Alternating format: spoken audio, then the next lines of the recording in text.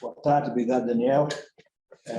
Bom, mês de abril, um mês já bastante diferente em relação a março, um mês com uma versão a risco maior, né? Bolsas performando muito mal, juros abrindo de maneira forte e as moedas, no seu geral, continuando a apanhar, e quase que um choque de realidade aí dessa situação que a gente tem, e que o mercado normalmente trata quase que um assunto por vez, né? Então agora está sendo mais tratado aí é o problema do aperto monetário, o Fed, inclusive porque a reunião foi ontem.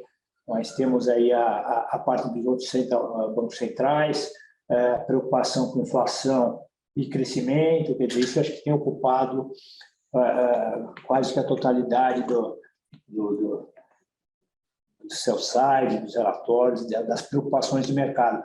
Mas tem outras coisas que, ao mesmo tempo, estão acontecendo, que meio que ficaram um pouco para o lado, mas que são também importantes e não necessariamente positivas. Assim, a gente está com esse problema da Covid na China, em que a China assim, se amarrou nessa teoria da tolerância zero e está deixando, acho que pela primeira vez que eu me lembre, crescimento como para segundo lugar, né? Colocou isso como prioridade, uma coisa que a gente sabe que é uma cepa muito transmissível, muito contagiosa, mas pouco grave, e os caras estão assim tendo um impacto grande. Todas as revisões de atividade para a China estão sendo feitas de maneira forte, porque se amarraram nessa história e parece que não estão querendo mudar. Então, isso está um pouco de lado, mas tem sido muito ruim para o mundo, aí, seja do ponto de vista de atividade, de inflação, né? É uma mudança da postura da China, tá? Eles sempre priorizaram o crescimento acima de tudo. Outra coisa que também está piorando, né, e saiu um pouco aí da tela, mas está escalando, é o problema da guerra, né? Então, a gente não está vendo nenhuma possibilidade de um final de curto prazo, e ao contrário, o que a gente está vendo é mais violência, mais sanções, mais problemas de suprimento, que bate em inflação, que bate em preço de commodities, que bate em crescimento, porque tem indústrias que são muito dependentes desse tipo de energia lá na Europa. Então, é um assunto também que parece estar esquecido, mas não deveria, e está piorando, né? Então, você acaba juntando todos esses fatores e a gente tem um mercado que tem muita dificuldade em absorver tudo isso. E a gente teve aí um mês muito deletério para as bolsas. Parece que a única tábua de salvação que a gente viu no mundo foi o dólar, né? Porque, mais uma vez, passou por cima de todas as moedas, assim, quase ninguém escapa, nem o real escapou dessa vez, até se defendeu bem, mas acabou também perdendo um pouquinho, e os juros que continuam a abrir. Você está nessa situação que o Fed, assim, puxou juros ontem, vai continuar puxando, vamos dizer, ele está tentando recuperar a credibilidade, está tentando meio que se fazer o catch-up aí com a curva de juros que o mercado precifica, e tem muito banco central que não. E aí você causa situações como a de hoje, em que, por exemplo, o Banco Central da Inglaterra deu uma piscada, aí foi um pouco mais dove, no sentido de que, não sei o que fazer, porque eu já estou vendo recessão pela frente, assim, e, portanto, eu não posso fazer muito do lado dos juros. Aí a moeda caiu quase 3%, moedas que continuam se desvalorizando vão acabar batendo na inflação, e lá na frente ele vai ter que acabar fazendo mais juros do que gostaria. Então, está um feedback muito negativo para esses bancos centrais que estão titubeando, né? Eu acho que o próprio Fed titubeou por muito tempo, mas agora já percebeu que vai ter que andar. e agora outro que está tentando se mover, mas como é um colegiado muito grande, que é o Banco Central Europeu, está também sofrendo um pouco para definir que vai ter que andar. Você teve um dos governors do comitê deles essa semana, fez um discurso em que o título era "We need to act", nós temos que agir. Então, lá também está aquele debate intenso, mas no final, quanto mais tempo demorar, mais a moeda sofre, isso ajuda a aumentar a inflação, e aí você tem que acabar fazendo até mais do que gostaria lá na frente. Então, a gente está vivendo um pouco esse dilema, e isso tem batido muito no mercado de moedas, inclusive aqueles bancos centrais que estão um pouco mais duros, até à frente do FED, como é o caso do Banco do Canadá, né? Bom, em dito isso, o que a gente vê é um aumento muito grande da volatilidade. Assim, eu diria que a volatilidade atual, comparada com a histórica, está em torno de 50% acima, né? Então, os ativos estão se movendo com movimentos maiores, e isso vale para tudo, não só para a Bolsa, mas tem sido muito o caso de juros, o caso das próprias moedas, né, lá fora. E, além das volatilidades terem aumentado, as correlações pararam de funcionar também. Então, tem muita correlação que, historicamente, tem assim, um bom track record, né, de funcionamento, e que andou se quebrando aí esse mês. Então, um mês assim, mais complicado, mas que assim, não foge muito do cenário que a gente vem descrevendo aqui nas últimas reuniões. Tá? Bom, em relação à carteira do fundo, ao resultado do mês, eu vou começar aí pela parte de juros lá fora, que tem sido aí uma posição core, uma posição do ponto de vista de convicção. Aqui a gente acha a mais correta, e apesar de ser uma posição, diria, meio consensual e tecnicamente, portanto, um pouco mais vulnerável, ela tem um racional que que acho que é muito forte por trás, né? A gente, obviamente, fica tocando um país pelo outro. O que a gente está fazendo agora, assim, metade do risco da alocação nos juros lá fora está nesse case do Japão. Obviamente, a gente acha que o Japão vai tentar segurar esse controle da curva o máximo que puder, e no final o que está acontecendo é que a moeda dele, acho que deve ser assim, está no nível voltou 35 anos para trás em termos de valorização em relação ao dólar, e é por aí que está escapando esse controle assim, heterodoxo da curva de juros. O que a gente acha que ele vai fazer quando a situação apertar bastante é mudar o setor do controle. Hoje ele controla a taxa dos 10 anos. Tá? A gente acha que provavelmente um primeiro passo seria passar de 10 para 5 anos, o que levaria a curva, a partir dos 5 anos, a começar a funcionar como a curva longa de 30 já tem feito. Então, é aí que a gente está nos posicionando no vértice de 10 anos. Além disso, a gente continua com posição tomada nos Estados Unidos, com posição tomada na Europa, mas são menores, Japão, Estados Unidos e Europa, e tem ali uma posição composta de vários países, posições um pouco menores, mas acontecem casos interessantes, como foi dessa semana, na verdade ontem, com o Banco Central da Índia, que fez uma reunião extraordinária, melhor estilo Brasil do passado, e puxou juros de maneira não programada, né? E a gente está com esse caso da Índia aí no portfólio. Isso acabou ajudando o resultado ontem. Então, a gente tem ali algumas posições menores, um pouco mais espalhadas, e que, assim, a seu tempo, estão acabando, assim, a racionalidade está se impondo. Junto com essa parte do juro lá fora, a gente tem feito aí um combinado com o cupom cambial. Esse sim, a gente que vinha uma posição bastante grande, seja no direcional, seja principalmente na parte de curva, hoje já reduziu bastante o tamanho dessas posições. A gente agora acabou trocando pela posição externa. Então, hoje, o direcional está menor e o trade curva muito menor, né? Então, assim, diria que a alocação de risco hoje voltou a migrar de cupom para a parte do juro lá fora, mas sempre com o mesmo racional, né? O que a gente faz é administrar aí um pouco níveis de preço, ou níveis de spread. Então, tem aí também em cima do fundamento, um pouco de skill aí de como tentar maximizar o posicionamento do fundo.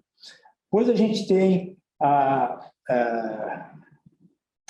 parte de bolsa, né, que foi um mês, quando a gente olha o resultado das bolsas, muito negativo para a S&P, para o Nasdaq, para a própria Bovespa, e a gente conseguiu aí extrair um resultado positivo também nesses livros, muito em função da estratégia adotada, que é um direcional menor e posições maiores de valor relativo, que funcionaram bem, mas também a gente foi, ao longo do tempo, passando a aumentar nossa posição vendida no mercado internacional, né? Então, hoje, basicamente, a posição net do fundo é vendida, né? Mas um short pequeno, diria, em relação ao tamanho do valor relativo das posições.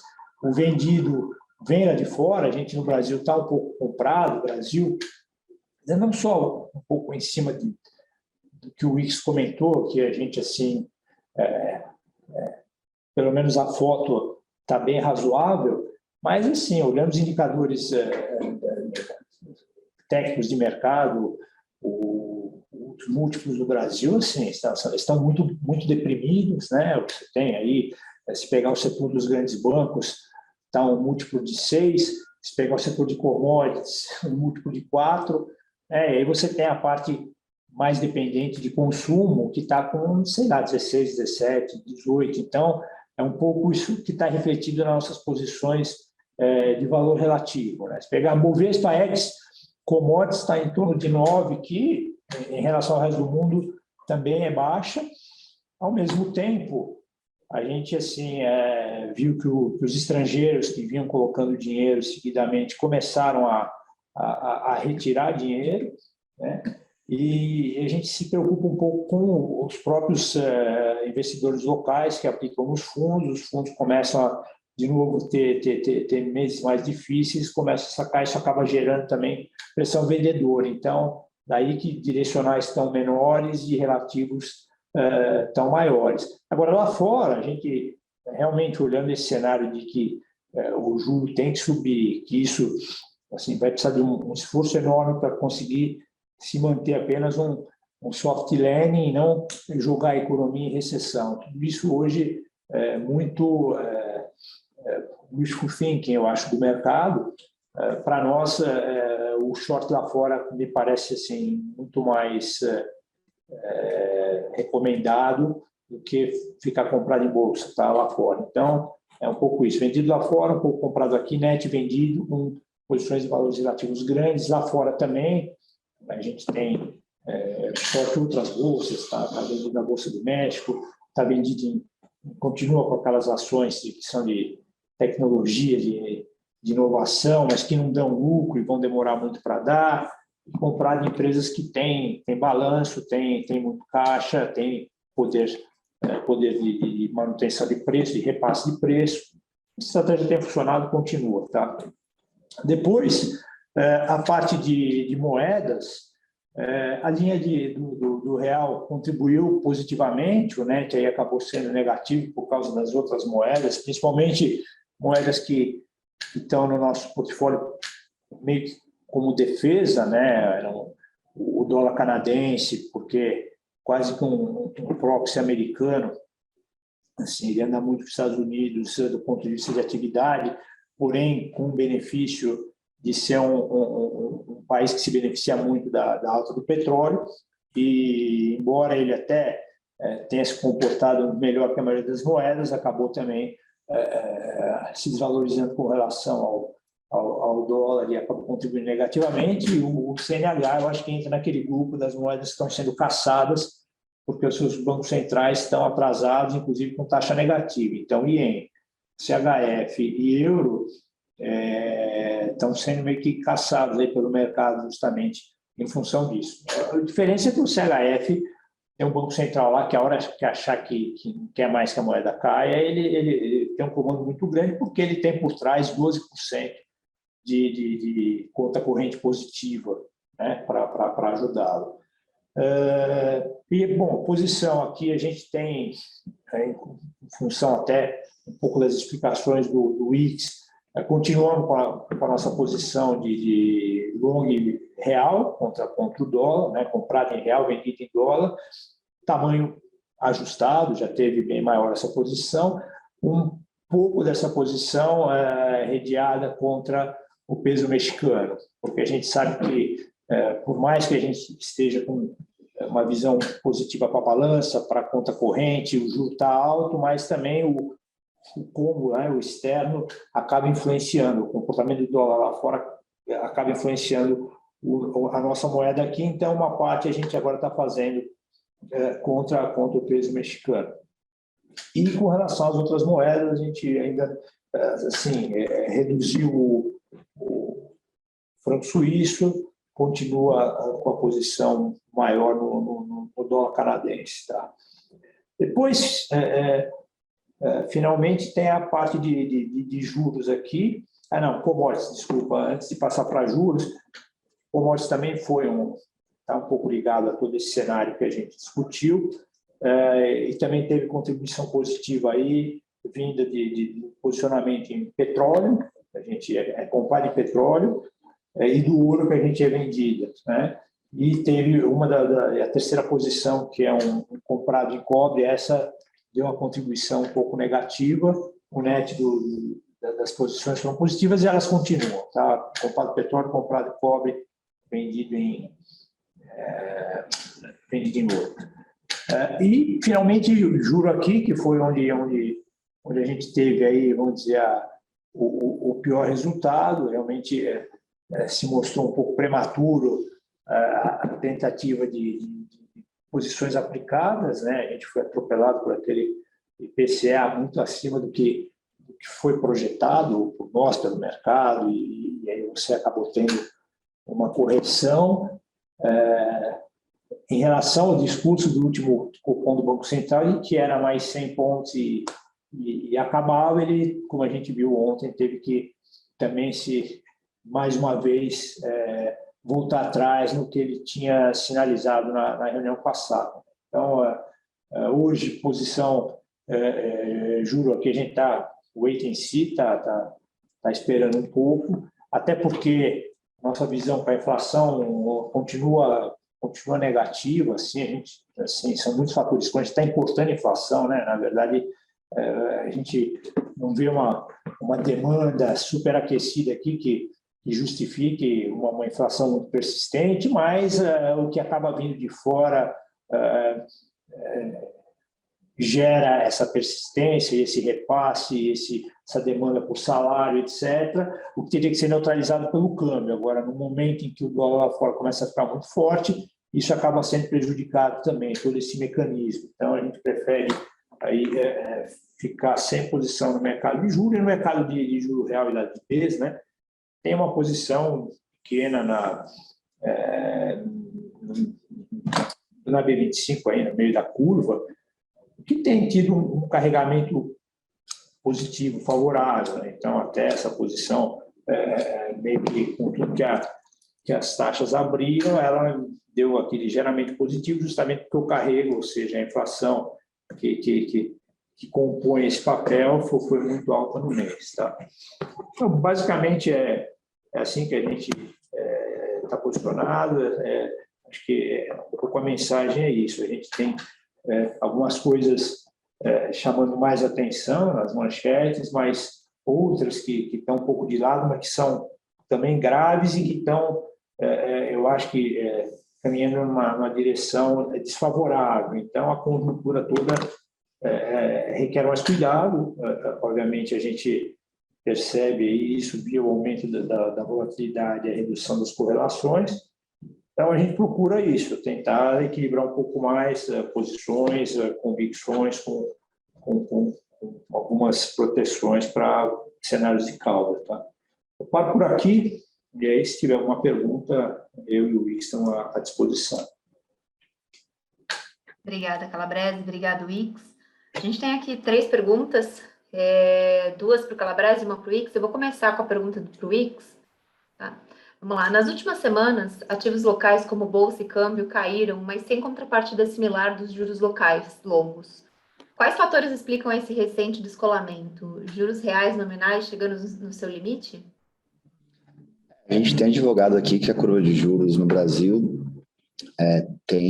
já estava, né, precificando aí um grande risco fiscal, né? Então, quando a gente olha aí juros reais de 6% para sempre, né, isso daí implica que já tem um juro, quer dizer, o juro já implica aí um risco fiscal significativo sendo precificado no mercado.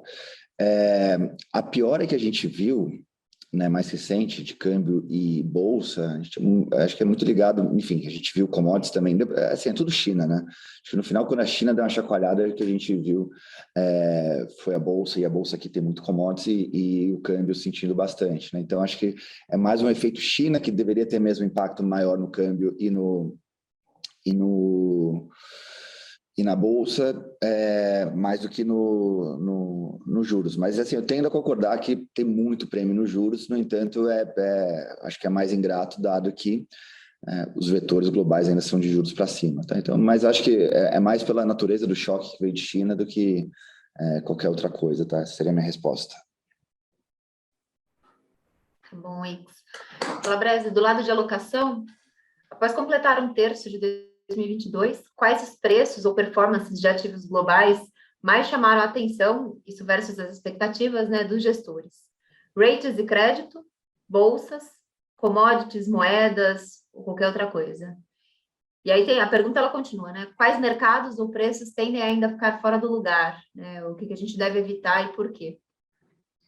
Bom, eu vou, sim, na minha visão, o que se comportou de acordo com o que esperávamos foram commodities e os juros, né? Quer dizer, acho que ambos têm um racional relevante aí de suporte, tanto no preço das commodities, principalmente a parte de energia, quanto do lado de ajuste na curva de juros.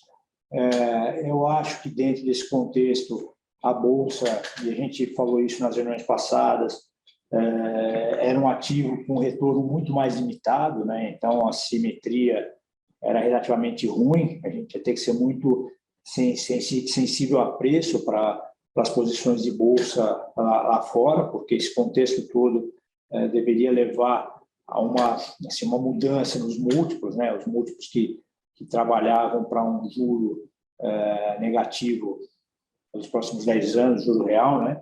Vão ter que se adequar e voltar para um patamar mais ligado à história. Isso ainda não aconteceu, né? Por isso que a gente também continua com a composição vendida em bolsa lá fora.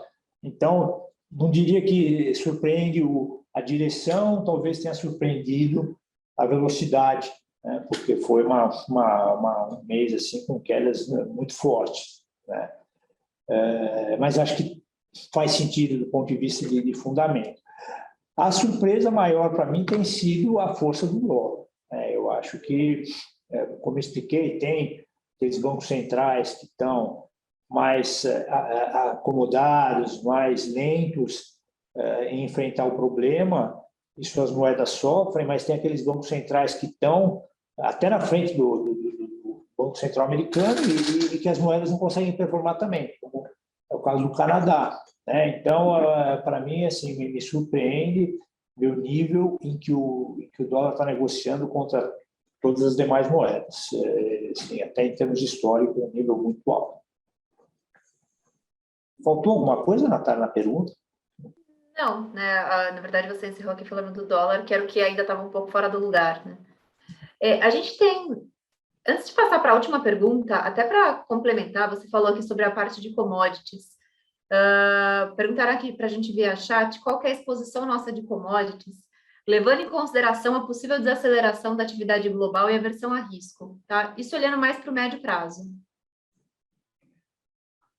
Então, basicamente, assim, a gente tem três posições mais relevantes. Uma no mercado de petróleo, né? E aí, quer dizer, você tem um direcional, tem um pouco de valor relativo lá dentro também, entre diesel e gasolina, por exemplo. A gente prefere ficar comprado em diesel do que em gasolina. Mas, assim, olhando esse problema da transição energética, em que as empresas de petróleo têm sido pressionadas a devolver caixa para os acionistas, em vez de investir em aumento de produção. Mas esse problema da guerra acaba assim, juntando tudo na mesma direção e acho que dando um suporte aí razoável para complexo petróleo em geral, né? A segunda, que é o cobre, a gente acha que assim, os estoques estão bem baixos. A gente está vendo, inclusive, problemas de aumento de produção. Esse ano, o que está se esperando é uma queda na produção, em torno de 6% a 8% da produção mundial de cobre. E eu, assim, como falei no começo, tenho a impressão que a China, em algum momento, vai voltar a priorizar crescimento na frente de todo o resto, né? A primeira vez que eu vejo o crescimento ir para baixo na fila, eu acho que isso vai voltar e aí a demanda vai de novo se fortalecer e o cobre aí vai ter que buscar um preço um pouco acima. A nossa posição vendida, que é no ouro, é um pouco isso. A gente acha que o ouro, ele no final tem uma ligação uma resposta muito grande a juro real, e o juro real vai ter que subir, né? E em subindo o juro real, eu acho que o ouro ele tende a cair mais, né, do que já caiu, né? Ele chegou aí depois da guerra a bater 2.000, agora está abaixo de 1.900, e eu acho assim, em relação ao comportamento do juro real, ele ainda teria mais espaço para cair. É por isso que a gente está com essa posição vendida no ouro. Obrigado, Calabrese. Bom, a gente ainda tem 5 minutos, dá para encerrar aqui com a última pergunta. A última pergunta é referente à renda variável. Calabrese, ao comparar a atividade entre cíclicos domésticos, defensivos e commodities, quais setores têm maior apetite para aumentar as locações no médio prazo? Tá? Algo como 12 meses. O peso macro setorial perde espaço para os casos micros no momento? Eu acho o seguinte, no final, o setorial acaba sendo muito relevante, porque acho que a gente está numa situação está muito, eu acho que separado, que esperar de um setor e do outro, dentro do mesmo macro. Para nós, você no setor de commodities junta o fato de que o Brasil produz commodities que são demandadas, inclusive petróleo, né? Nossa balança de petróleo continua a melhorar, e as empresas desse setor são muito baratas aqui, né? Seja porque você tem receio de intervenção política na empresa, receio de que a eventual troca de governo gere mais pressão ainda em certas empresas do setor, ou receio de acidentes naturais, aí, como de vez em quando acontece no caso da Vale, também isso acaba gerando um prêmio em cima da ação. Então, esse setor aí de commodities, nosso, como eu falei, está negociando a pele de 4, né? E não para de cair, porque as regiões de resultado não param de subir. Então, esse para nós é um setor aí cujos riscos já me parecem assim bastante precificados. Essa é uma posição aí que gostamos. Vale um pouco para o setor de bancos, e a parte cíclica nos preocupa um pouco mais, porque acaba dependendo de uma economia que vai crescer pouco esse ano, o que já é alguma coisa, né? Porque muita gente tinha projeção de crescimento zero ou negativo esse ano. A gente nunca chegou a isso.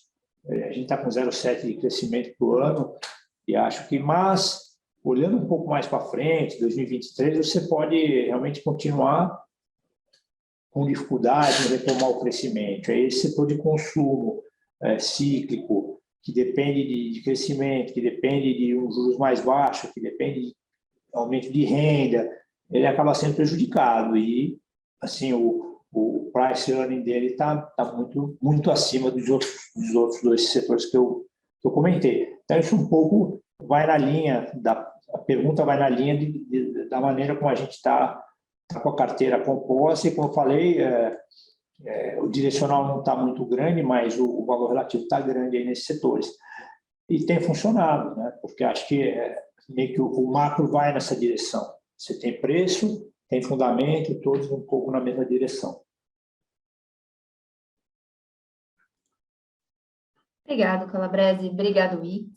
A gente já está aqui estourando o nosso tempo. Eu agradeço a todos pela participação. Lembrando que esse webinar ele vai ficar disponível no canal da Gard no YouTube. E qualquer dúvida, podem entrar em contato com a gente através do nosso e-mail. Obrigada e boa tarde.